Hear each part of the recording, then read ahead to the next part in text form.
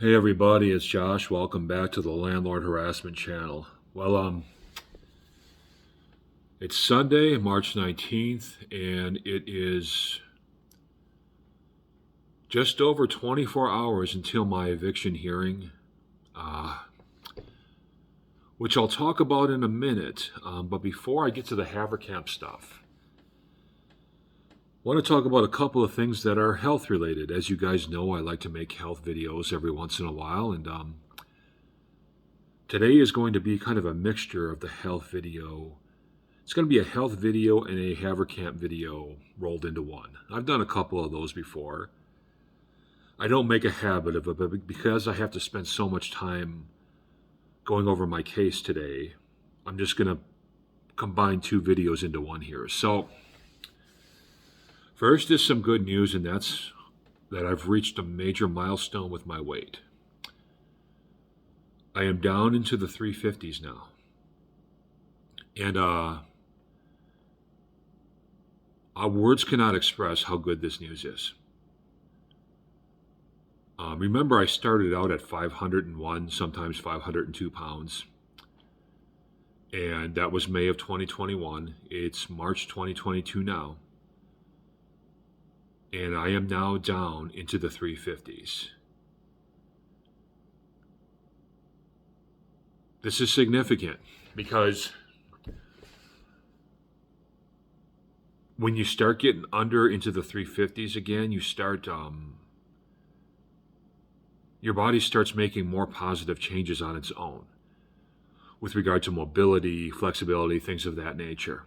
And so I still have a long way to go, still have just over 100 pounds to go to lose. So I still have a long road ahead of me. But this is a huge milestone for me. And I couldn't be happier with the result. And it just goes to show you that a lot of times all it takes to reach your goals is to stick with them. So I hope I can be an example to somebody out there for that very statement, that a lot of times reaching your goals, it doesn't matter how many times you lose or how long it takes you to win, just as long as you win eventually. And I'm definitely winning, and I'm definitely a whole lot closer to my ultimate victory than I was before. I'm positive I can get under 300 by Thanksgiving and at the latest Christmas. And I'm positive I can get down to my goal weight of 250 by this time next year. So, good things are ahead for me. Good things are ahead for me. Now, I wanted to discuss something with you guys, and that's morning weight versus night weight. A lot of people set themselves up for frustration when they weigh themselves. And what they do is they go into a doctor's office in the morning, right, for a doctor appointment, and their weight is whatever it is. Then they check their weight like a week later, but they check it at nighttime, and the weight is 5 to 10 pounds heavier than it was when they were at the doctor's office. And they can't understand why, because they've been eating healthy and exercising and doing the right things. But what it is that your morning weight is different than your night weight. Your morning weight is your lowest weight, all right? Whatever you weigh before 11 a.m. in the morning, noon, that's your lowest weight. And whatever you weigh at night is generally your heaviest weight. And the reason for that is very simple. Most people eat their biggest meal at dinner time. Most people have their biggest meal at nighttime. In the morning, you might have breakfast, and you might even have a decent-sized lunch, but you're up and moving around after that. After dinner, you're not really up and moving around so much. So your body has major weight fluctuations every day that people just don't know about. And so what I'm trying to tell you guys is that your morning weight is your true weight. And I'm not just saying that as a wishful thinking thing. I'm not just saying that because it's your smallest weight. It's just simple science. Like I said, your biggest meal is generally dinner time. When you eat your dinner and then you get on the scale, your body's going to register 5 to 10 pounds heavier than it did that morning. Even if you don't eat 5 pounds of food. I mean, scales are not 100% accurate. There's no such thing as an accurate scale that's totally accurate, because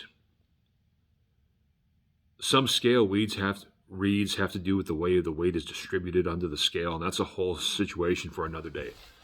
But most people have a 5 pound fluctuation every day. And it's because of that dinner time meal. That's what gives them that 5 pound fluctuation. People who are bigger like myself have a 10 pound fluctuation. I might start the day at 360. But by 9 at night, I'm 368, 369. But then when I wake up in the morning, I'm down to 360 again. And the reason for that is because when you eat your dinner, you're not doing a whole heck of a lot after that. So your body at night has not yet converted your food into fuel, carbs, energy, whatever else. So it's pretty much just a bunch of extra weight that you just added to your system. It's no different than grabbing a 5 or 10 pound dumbbell and then getting on the scale, right? You're going to be 5 or 10 pounds heavier when you do that. It's the same thing. You just put 5 or 6 or 7 pounds into your gut, and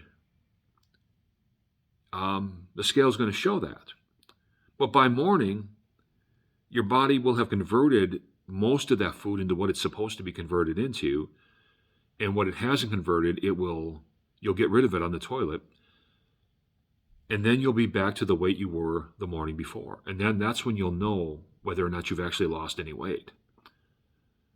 So I just wanted to clear that up, because a lot of people, they'll be like, man, I went to the doctor a week ago. I was, 212, but I just weighed myself tonight and I'm 218 and I've been eating right. It's like, dude, you just ate dinner. You just threw 5 extra pounds in your system and your body hasn't burned it up yet. Wait till morning. Weigh yourself again. But I just wanted to say that because a lot of people get frustrated with that, and there's no reason to. Everybody has an at least 5 pound fluctuation weight on a daily basis, and it generally has to do with the dinner meal.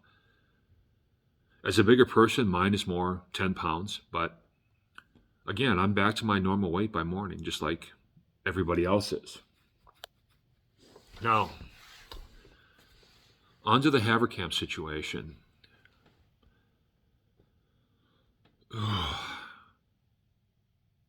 I still can't believe I'm being taken to eviction court for telling my upstairs neighbors to stop pounding on my ceiling. But here's what I've got to say about tomorrow. I've already said this, that no matter what happens, I'm going to keep pursuing Haverkamp Properties, and that's true. But the thing is, I'm not going to be satisfied if I win.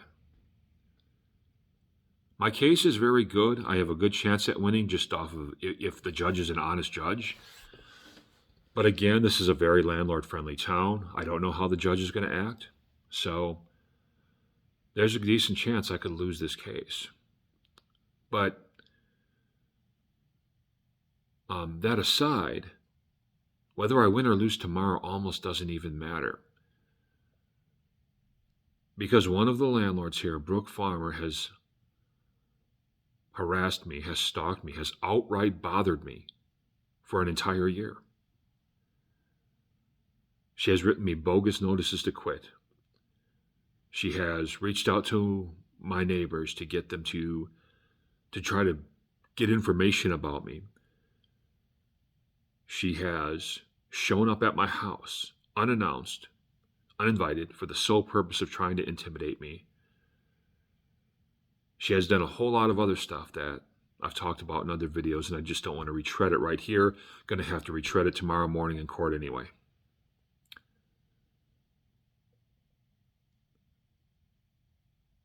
So you best believe that no matter what happens tomorrow,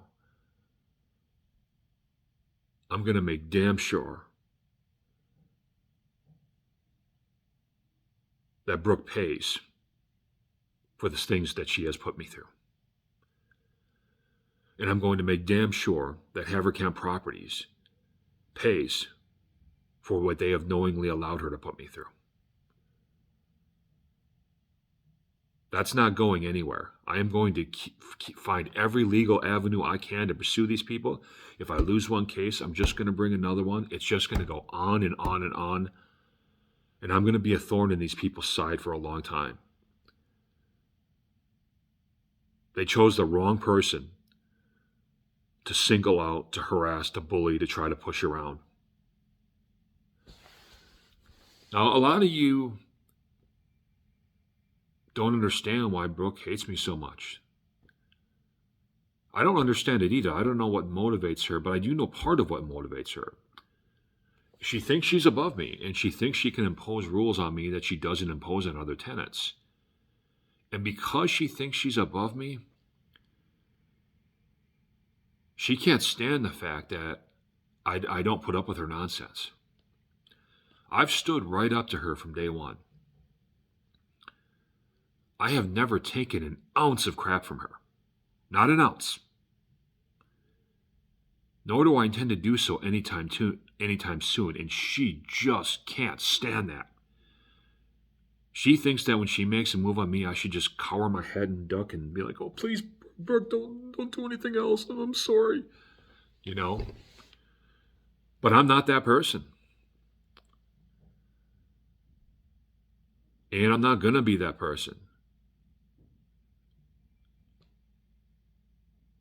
And that's why, like I said, whether I win or lose tomorrow, bad things are coming for Haverkamp Properties, and bad things are coming for Brooke Farmer. And again, I got to reiterate, because I know they'll twist my words, I'm talking about this from a legal perspective. I'm not threatening violence or anything else illegal. I'm talking about this for a legal perspective. There's all kinds of perfectly legal ways that I can hold these people accountable. And if one way ends up not working, I can do another. And if that way doesn't end up working, I can do another. There's a lot of different ways, and I've been researching. And Brooke Farmer and Haverkamp Properties are going to be sorry that they chose me as the person that they're trying to push around. You know, how are you going to try to push around a guy and try to evict a guy who's just trying to live a quiet life in his own apartment? Like, I wasn't out here looking for a fight. I wasn't out here looking for conflicts. I sure as hell wasn't out here causing conflicts.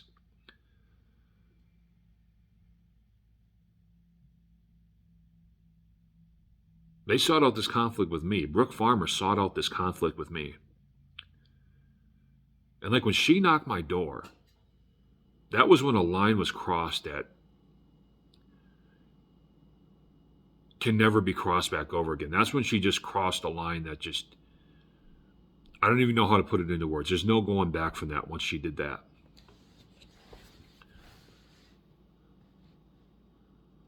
But back to my point, I'm going off on a rabbit trail here. Whatever happens tomorrow, I mean, I want to win, but whatever happens tomorrow, I'm okay with it. Because I'm going to keep fighting, and I'm going to keep coming after these people. Because if I don't, it's not just me that's affected. Could you imagine if the judge rules against me tomorrow, the precedent that will set, and the vulnerable, I'm sorry, I'm not pronouncing this right, but can you imagine how vulnerable that will make future tenants here in Ames? That's going to set an awful precedent if the judge rules against me. Because that's going to send a message to landlords and to tenants that if they try to confront their neighbors about the noise that their neighbors are making, even non-violently, their landlords can and sometimes will evict them. Even though they're just trying to have some peace and quiet.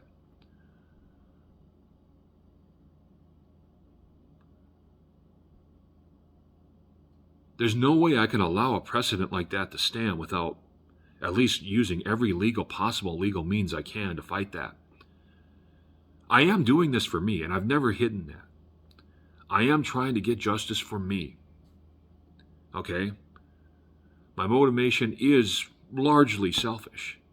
But there's also that 30% of me that's doing this for other people as well. Because Brooke is going to do this to someone else. She's going to feel emboldened if they rule against me tomorrow. And she's going to start picking out other people she doesn't like as tenants and start screwing with them. But again, more than that, Haverkamp Properties and possibly these other landlords around here will start feeling like they can just harass tenants who are just trying to live a quiet life too. Now, I've looked back into some records. There's thus far no precedent for evicting somebody for telling their neighbors to stop pounding on their ceiling. There just isn't. So if that precedent gets set, that's going to be bad for all Ames tenants and all tenants in Story County and possibly all tenants in Iowa. So if the judge rules that way, I have to accept her ruling for the moment, obviously, but there's no way that I wouldn't fight that ruling, for myself, as I freely admit, but also for, other tenants around town and other tenants that will come after me in the future.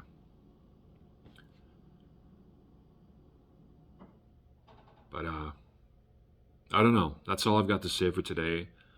I'm going to spend most of the rest of the day getting mentally and logistically prepared for the case. It's tomorrow morning, 10:30, Ames City Hall. Not sure which courtroom it is, but I think there's like only one or two courtrooms in that building. It's been so long since I've stepped foot in a courtroom. I stepped foot in one courtroom one time in the last 25 years, and that was 15 years ago, and that was just for a ticket. So it's been a long time since I've been in a courtroom. I think I've forgotten like court etiquette and all that stuff, so I might make a couple mistakes tomorrow. But be that as it may, I'm going to fight.